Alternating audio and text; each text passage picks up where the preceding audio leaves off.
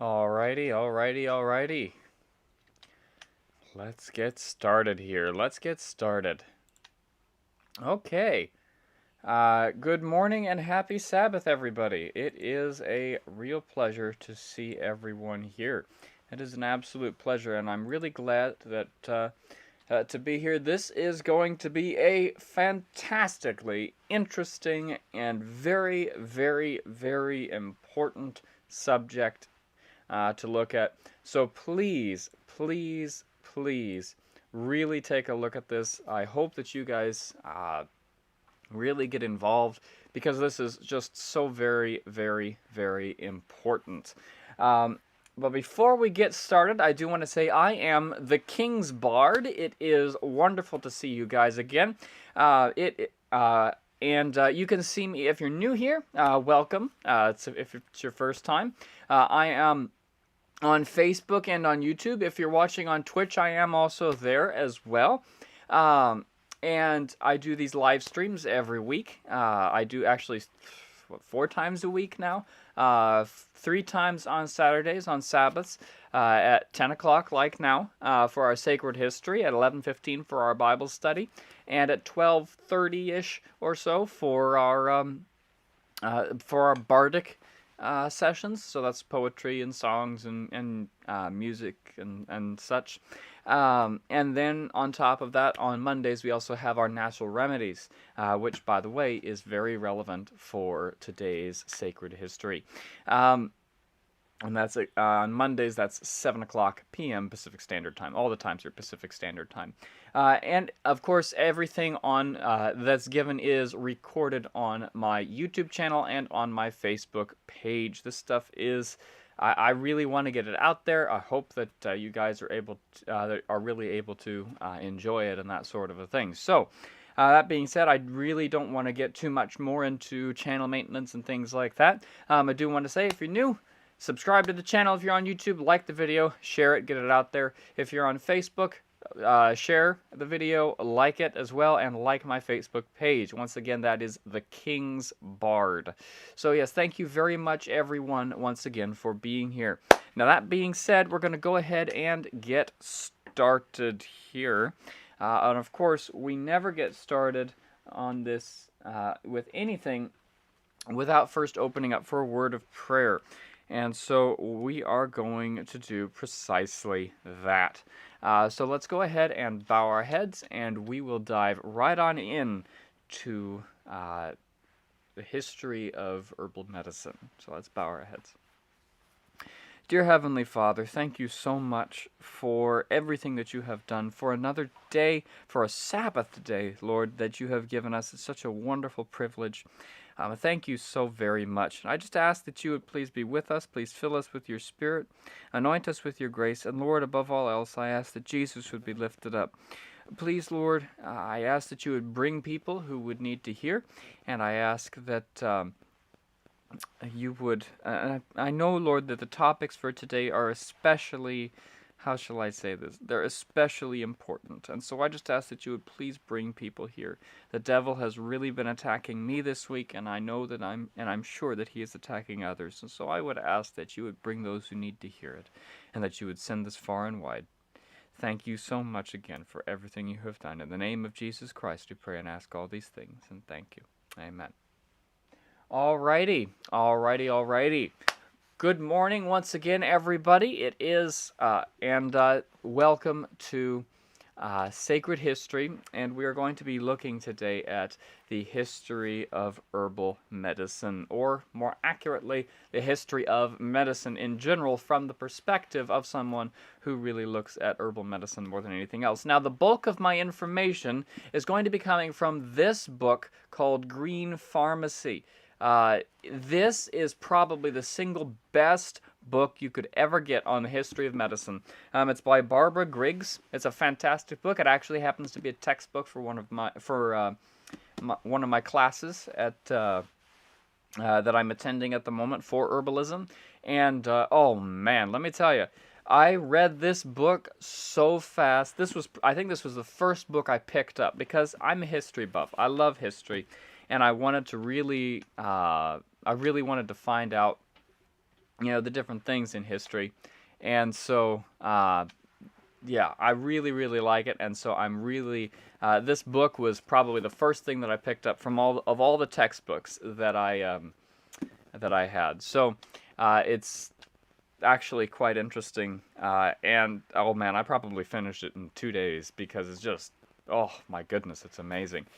Um, it's an amazing, amazing book. So that's where most of the information is going to be coming from today. That being said, today, in fact, this is just the beginning of a series on herbal medicine that we're going to be doing.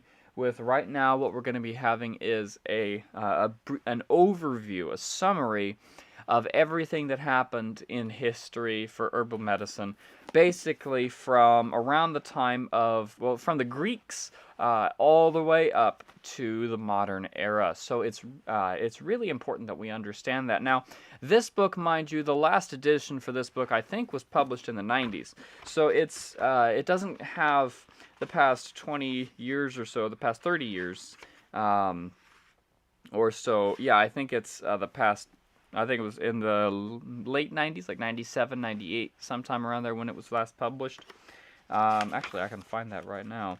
Um, da, da, da, da, da.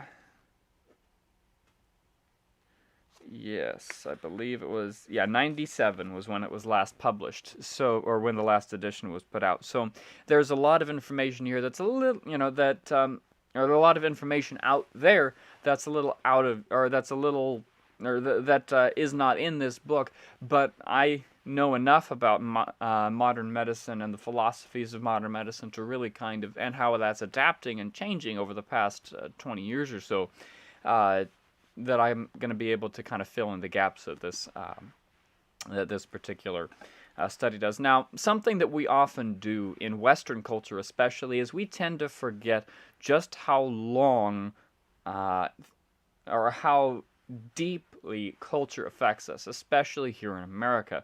America, we tend to think, oh, we don't have a culture, because we think of culture as things like maypole dances or ceremonies or festivals or feasts.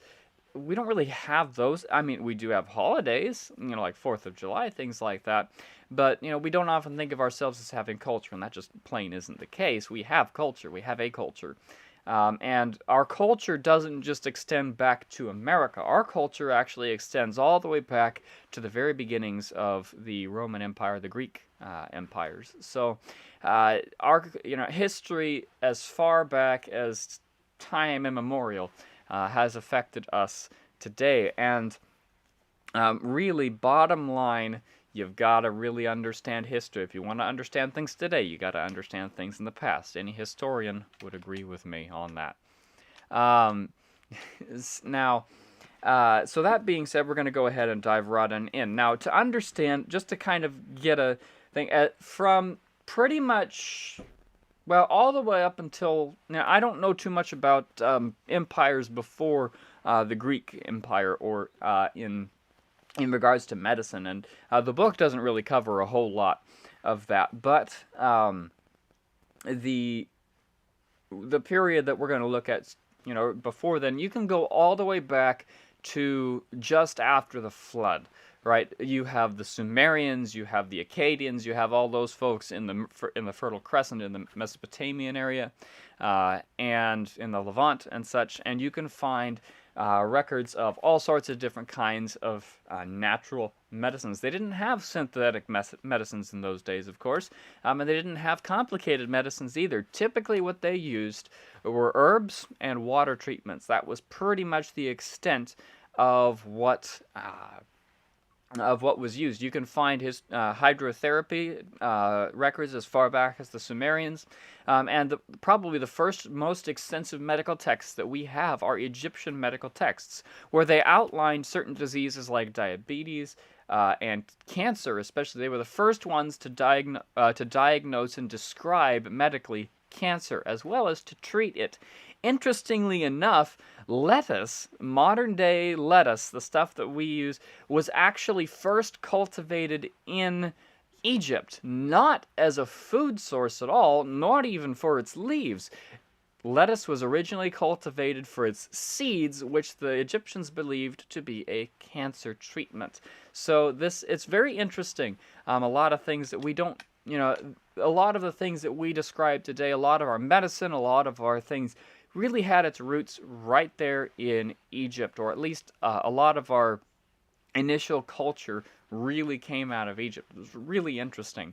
But that being said, if you keep on going, you get to Babylon, you get to Medo-Persia, and then you get to Greece. Now, I don't know too much about the philosophy of medicine of Babylon or Medo-Persia or any of the other empires that were there at the time, the Akkadian Empire, etc., or the Assyrian Empire, or the Hittite Empire. I don't know a whole lot about the medical philosophy, but it was most likely it was very similar to the philosophy of the Egyptians and the philosophy of the Sumerians. That was probably pretty much the same. And of course, the same thing goes throughout the world. Pretty much the idea was herbs and hydrotherapy, that's pretty much what you use. Basically, you use what you've got, you use what works. Now this was, and keep things simple, don't make things complicated. This was really taken to the forefront by a man by the name of Hippocrates or Hippocrates. I believe that the correct pronunciation is Hippocrates, but I am not sure. I don't speak Greek. I'm trying not. I'm trying to become a polyglot, but that's not happening yet. So, I don't speak. I can read Greek. I just can't speak it. So I can read it. I can't understand it, except for a few root words, words that translate into English or are from the Bible. But I can read it, but I can't speak it. So Hippocrates, I believe, is the correct pronunciation, but Hippocrates is another way that his name is often pronounced. He was and is still renowned in our day, as he was in his day, as pretty much the father of medicine. In our day, he's called the father of modern medicine, which is funny because actually most of his philosophies are completely against what modern medicine is for. Oddly enough. Hippocrates believed, yes, he did have some funny ideas about humors and things like that. The idea of, the ideas of elements in the body that are warring, and that's what disease comes from. That's obviously not correct. But his basic underlying philosophy of medicine was the body is the thing that treats and heals the body. The medicines that we give, the treatments that we give, all those things, he says, these things are merely tools for the body to use in healing itself. This is the basic idea is that the body heals itself. Medicines do not heal the body. This is something that modern medicine is not in favor of. Modern medicine, at least in practice and in its theory, though not necessarily being taught so, modern medicine is founded in the idea that medicine is the cure, that everything that you do, everything that you put in the body is the actual thing that cures the body. The body really just needs to be controlled. And this is the fundamental difference between what Hippocrates taught and what modern medicine actively teaches today. And this is now, that being said, there are many physicians who do not feel this way, who do not believe that, but who practice modern medicine with the idea that the body heals itself. But they are being inconsistent with the philosophy of allopathic medicine today. This is, it is inconsistent. It is not. It is because they are seeing things accurately, but they're looking at it through the lens of modern medicine and not through which is inconsistent. It doesn't fit. The philosophy of the body healing itself does not fit with modern allopathic medicine. So bear that in mind. Now, that being said, I do want to say that the body does sometimes need to be controlled.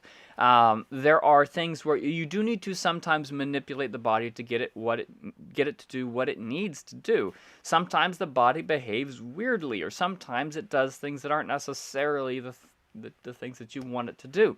And so you really need to change and manipulate things, and that's what hydrotherapy is really all about. The basic philosophy of hydrotherapy is you getting the body to do what it needs, right? But you have to manipulate the body to do what it needs to do. And so so there is a place for manipulating the responses of the body, but it still ultimately should be the body healing itself and not something coming in or forcing the body to do to heal. That's not what's happening. It should be the body healing itself. And ultimately that's what happens. The body heals itself. So that being said, when you with Hippocrates, his philosophy of medicine really carried the day for ages and ages, for centuries, all the way up until a man by the name of Galen. Galen was a Roman physician now, so we've sped through the centuries up until the fourth century A.D. here, and so this is the 300s and so on, A.D. And you have this, how shall I say, this young physician who has developed a totally new and very Roman, if I may say so, methodology of medicine. And it was Galen whose philosophies would control the medical establishment for the next 2,000 years. It is the Galenic philosophy that is still at the basic root of virtually all medicine, all modern medicine today. Now, a lot of it has changed. A lot of the, how shall I say it, a lot of, and he wasn't totally incorrect in much of what he was saying either. Much of what he was saying was accurate, but that doesn't necessarily mean that what he was saying, that everything that he was saying was good. But modern medicine today has its roots in Galenic medicine. Now, Galen was a very interesting fellow. He had a penchant for organizing things. And so what he did was something that ancient people were wont to do, and that was organizing things by a completely abstract form of organization and saying, okay, well, this works because it should work. Now, this was very similar to what Aristotle had done. Aristotle basically said, well, I think this is true because it seems to be right. He didn't go out and test anything that he said. He just kind of asserted it because, well, it looks right. And Aristotle became the foundation of much of the philosophy. Aristotle and Galen really controlled the day with for the next 1,000 years at least. Of philosophy and theology and everything else. The idea of the particulars, the idea of basically saying, well, things are a certain way, and not because I have any evidence, but because, well, that just seems like it's true. There's no evidence for it. It just appears to be so. And this really was the same method that Galen used for medicine. Now, mind you, he did classify things according to he did to some extent classify things according to the way that they did work. He did say, okay, this has been, these things have been used for medicine. These things have been used. These things have been used for this. These things have been used for that. But then he went on and he extrapolated, and he said, okay, well, here must be why. So, and he took kind of the idea of the four humors and really expanded on that. And it was very interesting, very, very interesting. However, I will say that more than likely, if Galen knew what people would be doing with his philosophy for the next 1,000 years, he probably would have had a conniption. The poor man was not as full of himself as many people. He did not believe as strongly in himself as others did, and so That being said, at least I don't believe he did. But that could be very incorrect. I don't know. Um, and his that being said, his philosophy was very structured. And before he really had time to modify it, well, you know, he died because death happens to all human beings. And so, or to virtually all human beings. And so, we do have this uh, unfortunate situation where you have Galen, who died at around the time of the fall of the Roman Empire. And really, at that point, because he was Roman, because the Romans were the major power in pretty much all of Europe at that point, and the big influence in most of Europe, well, quite frankly, you had a situation where Galenic medicine, which had become particularly popular, didn't really have anybody to counteract it or to question its claims. And just like in the case of the Roman Catholic Church, where you had an idea or a philosophy that was, that had come up and then was distorted and twisted and such.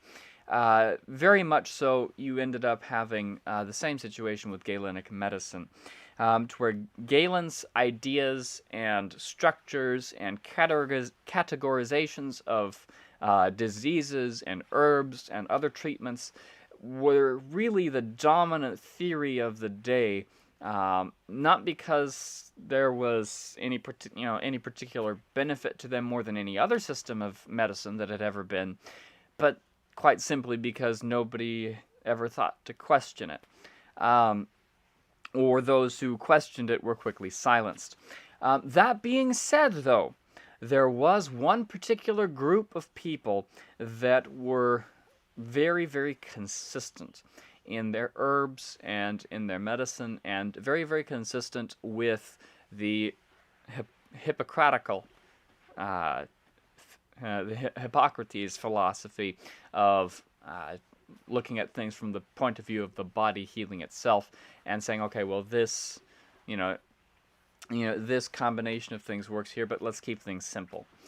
And that was the common folk healers. Now, you can go from, different people through different ages, different people groups, all had folk healers. Pretty much everybody had three major groups in Europe at the time. And of course, we're looking at Western medicine in particular. We're not looking at Eastern medicine here.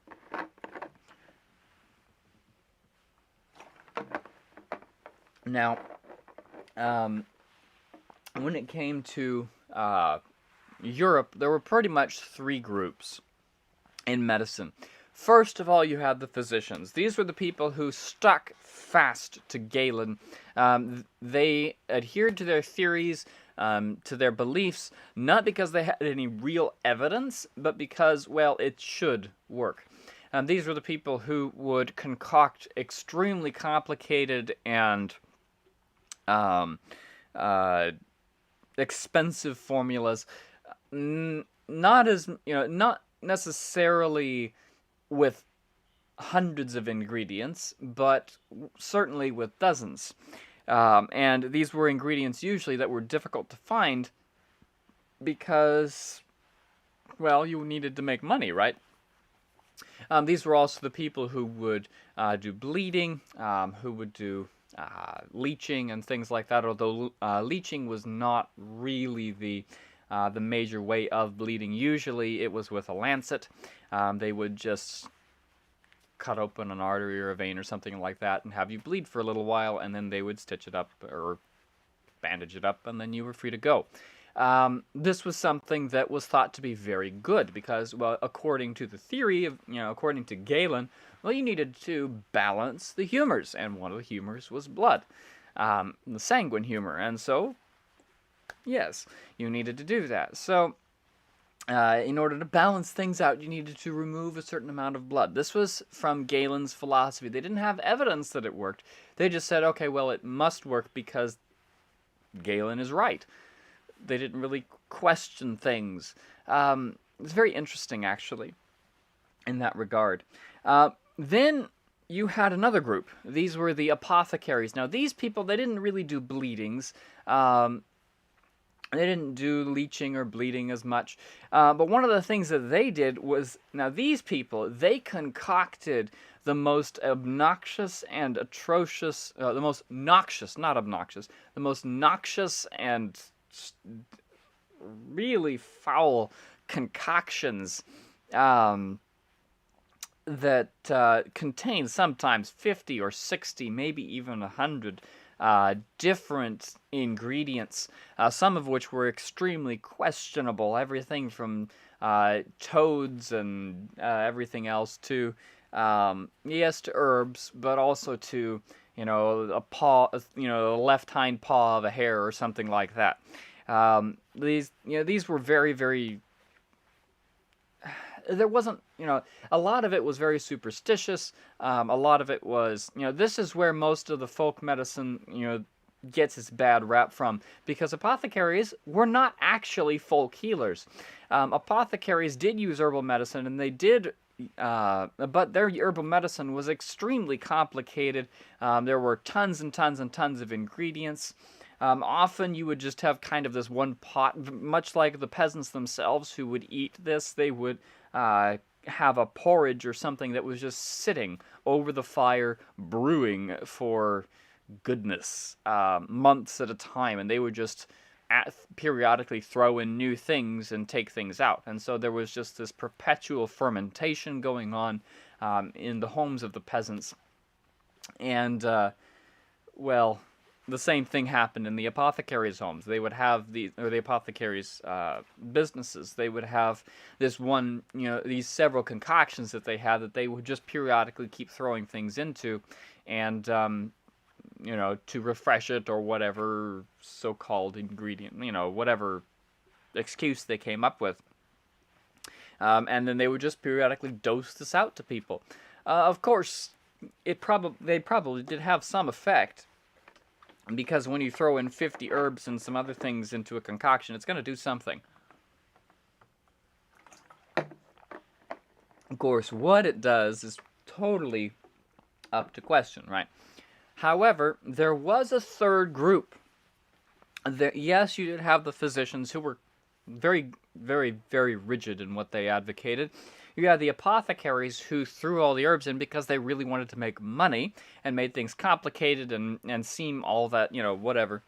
And they also did medicine and such. And then you had the third group, the folk healers. These people said, no, no, no, no, no. You don't have to, the point isn't to make money. The point is to heal people. And you can't do that with 50, 60, 70 herbs, 100 herbs in a concoction. And you can't do that by bleeding people, really. And you can't do that by forcing people to do these other things. You gotta do it simple. Keep it simple. Now, they did do purges and things like that. Not as much as in the 19th century. In the centuries approaching the 19th century. But these people did do... folk healers did do purges and things like that, but they were much more pleasant and beneficial than the purges and everything else of the physicians and the apothecaries. And so you really have a very, very significant difference between these people, between these groups. And in fact, very often the physician or the folk healer was just kind of somebody who stuck around. This was somebody that was kind of their job in the village, but if especially in more rural areas, the physicians tended to congregate around cities like London or Paris, and you really or indeed any of the other cities in all over Europe. And you had, in your villages, you had your local healer, who was probably a better healer than either the physicians or the apothecaries that were nearby, because, well, first of all, they had long tradition, which let's be honest, it was more empirical than anything that the physicians or the apothecaries had. And they basically did, well, this works, so we'll use it. Oh, well, but that's not supposed to work. Well, but it does work. And so it's really important to remember that these things, when it comes to medicine and things like that, this philosophy of empirical, of doing studies and things like that, this is something that has only happened within the past probably 70, 80 years. This is not something that is as long as medicine has existed. At least as far as allopathic medicine, conventional medicine, the physicians and things like that. This is something that is relatively new in medicine. And so, of course, we're still going to see a lot of things that are doing that. That being said, do want to continue on here. Now, I want to say here, the English in particular, the Anglo-Saxons more so, they had a particularly strong folk healing culture. Anglo-Saxons were very, very, very well-known herbalists, and their knowledge of herbs and things like that was absolutely unparalleled in virtually all, compared to virtually all other people groups. We can actually find, there are actually texts and things like that of Anglo-Saxon origin that are, you can find poems and things like that. Many poems, many herb names that we still have today can be traced all the way back to ancient times. One of my favorite herbs for the lungs, horehound, actually comes from none other than Anglo-Saxon. Now, we don't know, I've seen a lot of people say, well, I don't know what hound means. Don't really know. It's not the dog hound. Nobody quite knows what it means. But hoar comes from hoarfrost for white, and because horehound has on its stem, it has very, very thick white, it's almost fur. It's very, very thick. And it's just absolutely bright white. And so horehound being a white herb, and so thus they called it the white whatever, the white hund or hound, whatever that meant. Plantain also is something that the Anglo-Saxons used regularly. Not the banana. There is a weed, plantago, not platano, plantago. This is something that's, it's an herb that was very commonly used. In fact, it was so common for English people to use it that in America later on, it was used in herbal medicine so much that it became known as the white man's footprint by Native American tribes, because they just planted it everywhere because it's so useful. But the Anglo-Saxons were particularly fond of herbal medicine, and they were very, very good at it. Just like they were very, very good at blacksmithing and steelsmithing. Their steel quality was pretty much unparalleled all the way up until the Industrial Revolution. So, yeah. They were very, very, very good, good smiths and even better herbalists. However, this was very shortly taken away with the conquest by France, or by the Normandy, more accurately, the Norman conquest of England. And that was something that was very, that pretty much took away most of English culture and replaced it with Norman culture, Anglo-Norman culture, which was almost Romanized, really, in a lot of ways. It still had a lot of remnants of the Roman Empire as far as which is very interesting, because the Welsh, the British, the true Brits, the Britons, who later became the Welsh and the Cornish, ended up, they were Romanized. They were Roman. Most of them spoke Latin as much as they spoke Briton. So, anyway, it's kind of off topic. So you had the English, who were really, really very strong in that. And really, you didn't have a whole lot of change as far as this situation is concerned, all the way up until really the 16th century. which is really quite fascinating. Um, or no, excuse me, was it in the, yes, in the 16th century, around the same time as, around the same, well, around, actually, no, around the 12th century, the 13th century, actually, more in particular, the 13th century, you began to have people trading with the East in more extensively.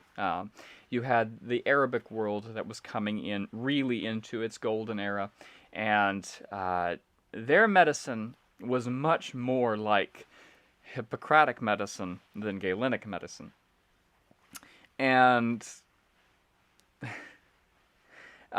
this really brought things to a head. There were lots of people who said, oh, well, those Arabs don't know what they're talking about. And others were like, well, I don't know, what they're doing works.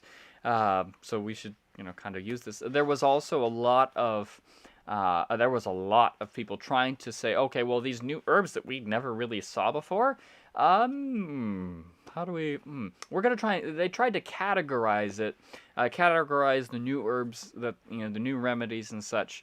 They tried to categorize those according to the Galenic system, but it really didn't work.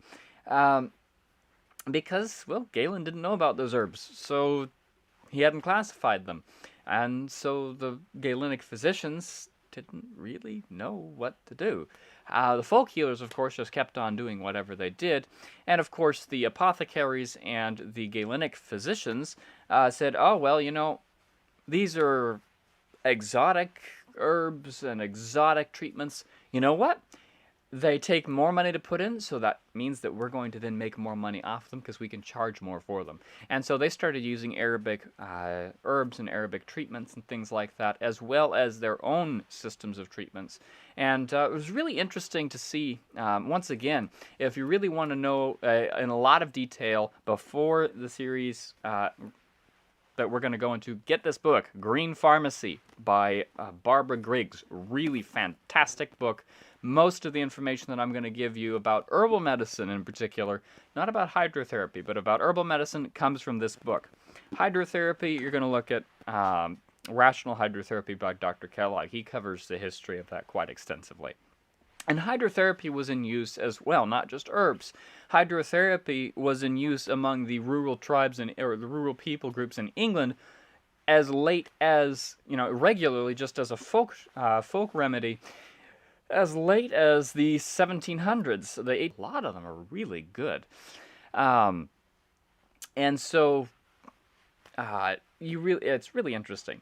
That being said, let's keep going here and kind of try to summarize or finish off here with this here. So when it came to by the time the 1500s rolled around, the 16th century, you really had a growing divide. People were not satisfied with medicine anymore. Of course, at this same time, the Reformation was going around. It had really come into the forefront, and people began questioning the establishment. This was, is this really true? Is this stuff really right? And really what was happening, and again, this is sacred history, bear that in mind, that we're talking about. God was acting. God had said, you know what, there's going to be a long time of darkness. That's just the way things are going to be. But now is time for some light. God let light keep going on. Now, God, yes, does act in behalf of the gospel, but remember, the gospel doesn't just include spiritual salvation. The gospel is also physical health. And so, in order to do that, God is acting not just on behalf of the Bible and of his people who follow the Bible, but he also, not only does he have people who follow him in that respect, he also had people who were following the basic and healthy remedies that he had given. The folk healers were a quiet undercurrent, constant throughout. It's very interesting to see that. But there were reformers in the time of the Reformation in the 16th century. You not only had spiritual reformers, you had reformers in medicine, and none are more influential than a man named Paracelsus. We will talk about him at some point during this series on the history of herbal medicine. Very interesting guy. He started saying, hey, you know what? Galen wasn't totally correct. As a matter of fact, there's a lot that he said that was wrong.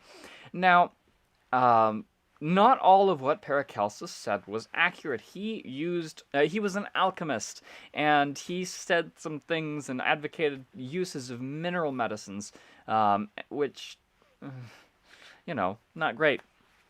Because that eventually led to mercury and calomel and some of these other nasty poisonous treatments, arsenic and so on, being used as medicine. Some of which, by the way, are still used as medicine by certain communities, even in the natural health community today. Actually, modern medicine's moved on, but some natural medicine communities, so-called, have not moved on from the use of such poisons, interestingly enough. That being said, Paracelsus was really the first one to really bring out, how shall I say this?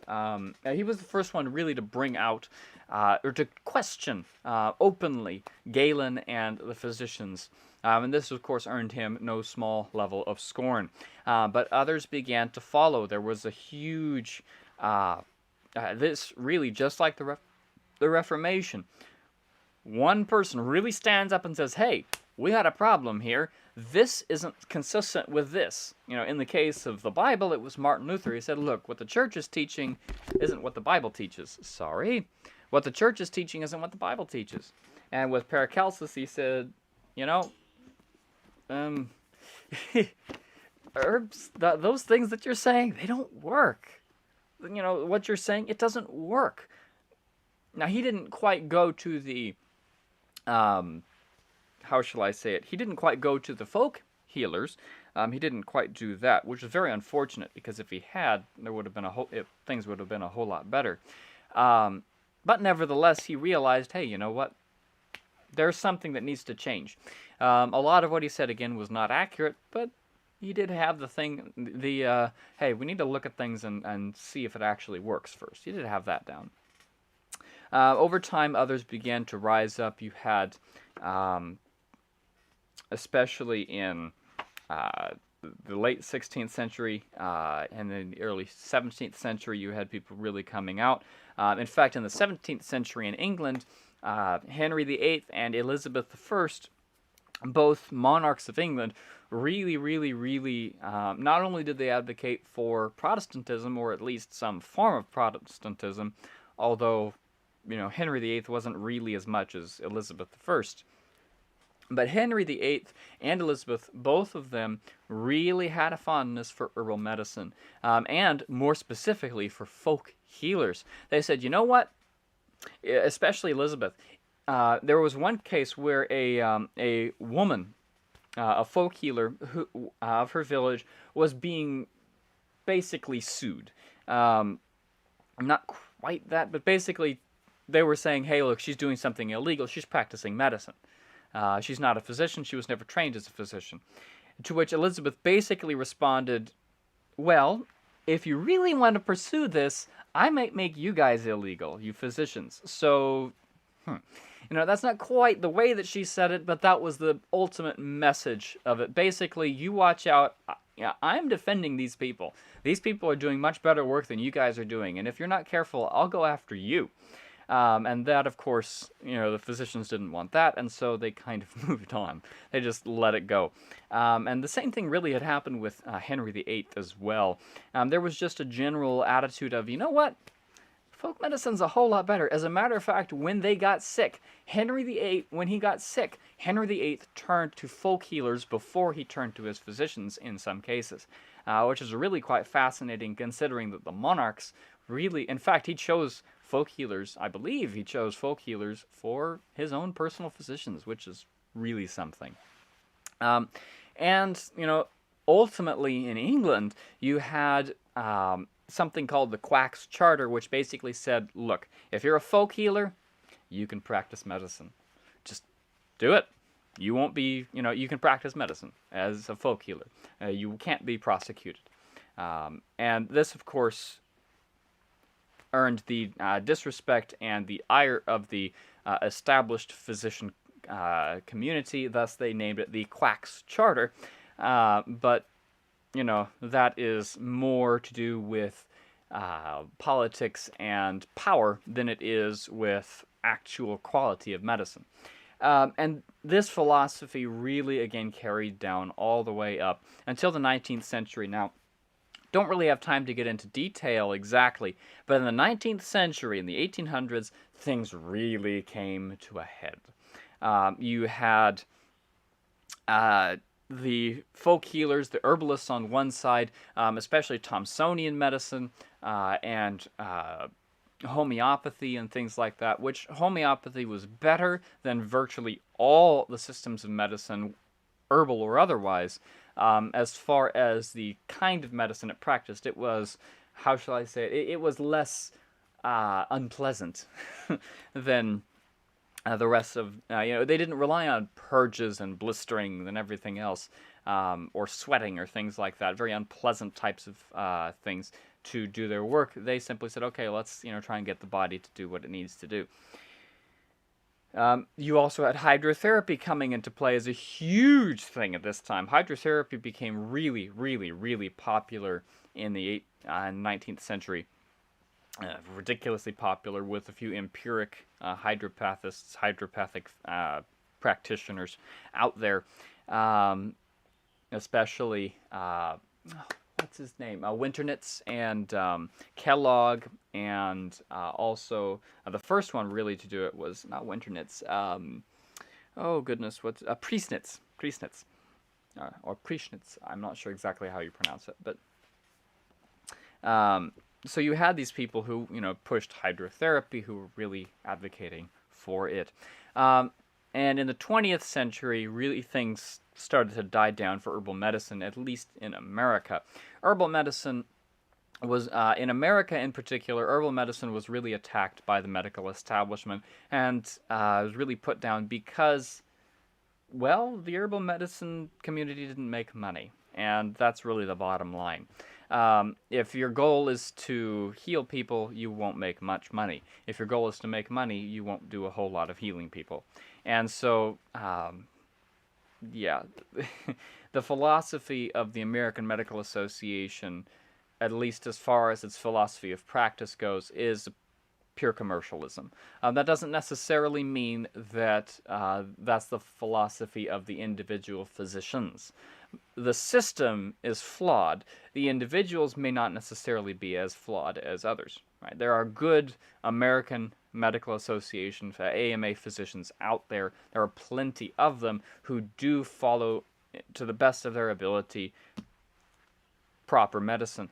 But that doesn't mean that the philosophy of the AMA is correct or accurate. It does not. Because it isn't. It flat out is not. It's commercialism from beginning to end.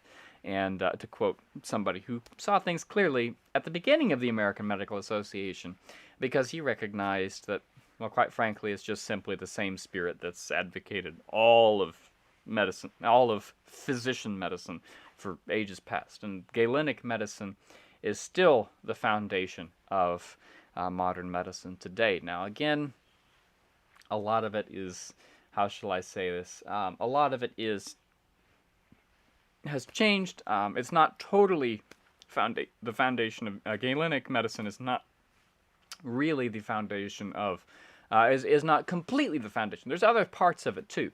But at the very core of our medicine today is Galenic medicine. And the idea that it is medicine that cures and forces the body to do what the body needs to do, and that the physician needs to force the body to do something. This is, again, that's not actually the case. The body heals itself. The body is the agent of healing.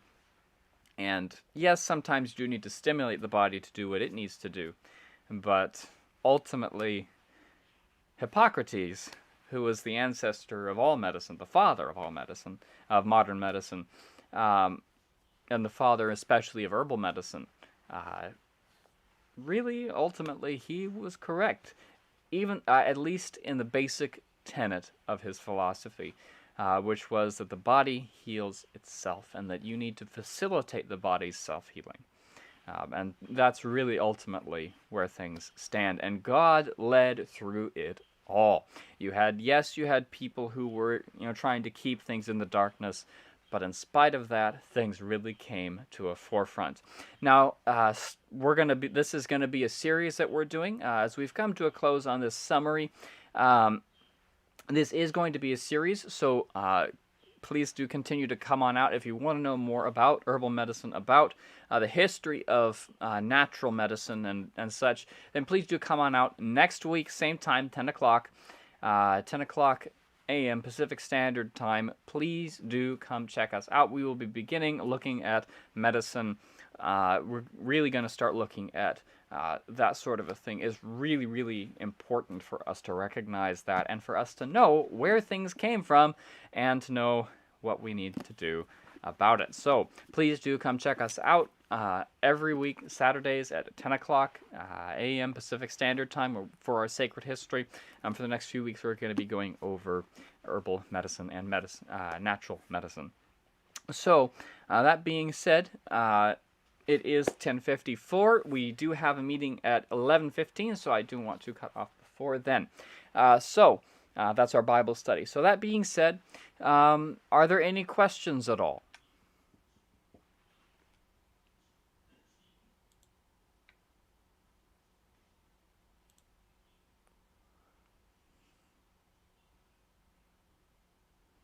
No. Okay.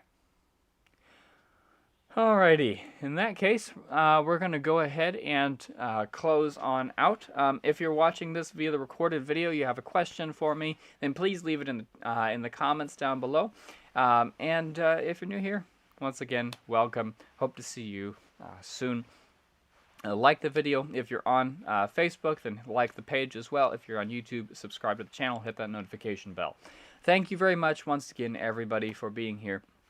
We will be back on in a few minutes for our Bible study. Please do not miss it. This is a very, very important topic. Thank you very much. And the topic, by the way, is titled, the study is titled Fullness. So please do come on out for that. That being said, let's go ahead and bow our heads and close out with a word of prayer. Dear Heavenly Father, thank you so much for your grace, for your mercy, and for your love. Thank you so much for your tenderness, Lord. And Lord, that you do not leave us human beings in darkness. Even though we may put ourselves in such a situation, you do not leave us there. But that you allow light to shine gradually, greater and greater unto the perfect day. Thank you so much, Lord. I just ask that you would please be with us now, prepare our hearts as we prepare to look into your word. And I ask that these things would sink in, that we would be able to understand them and apply them to our lives. Thank you so much again for everything you have done. And I ask, Lord, that you would please bring people who need to hear, and that you would send this out to those who need to hear it. Thank you again. In Jesus' name we pray and ask these things. Amen. Alrighty, thank you once again, everybody. I will see you all at 11.